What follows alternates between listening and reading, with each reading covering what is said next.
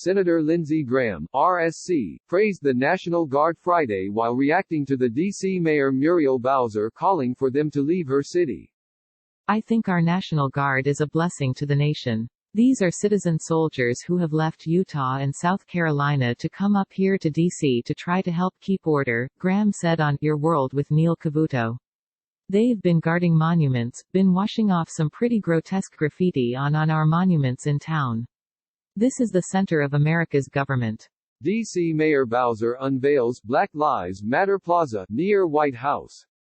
The Utah National Guard confirmed Friday that 200 service members are being kicked out of hotels in the nation's capital as Bowser clashes with President Trump over the handling of the George Floyd protests in the city.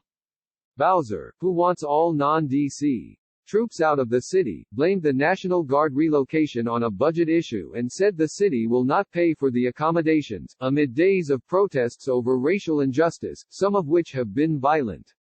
Major Jamie Thomas told Fox News they identified another hotel and will relocate Friday. Graham also responded to the possible use of the military to police American cities, saying that should be a last resort. The Insurrection Act has been used in the past, but it should be our last resort. We do not in this nation routinely use the military to deal with domestic matters, Graham said. The National Guard is a different creature, and I think that's the right way to go. The senator also reacted to former Defense Secretary John Mattis' critique of Trump in the wake of the George Floyd protests, saying it's unfair to blame the division on the president. I think General Mattis has earned every star that he's got. All four of them that I've known him for years now. I generally agree with him. Appreciate his service. But I think to lay the blame at President Trump's feet for the division in this nation is a pretty short-sighted view of it, Graham said.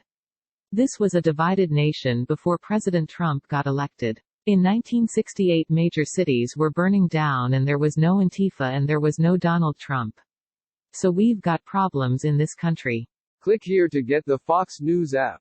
So this idea of blaming Trump for everything is fashionable, but I think incorrect, Graham added. Fox News' Caleb Park contributed to this report.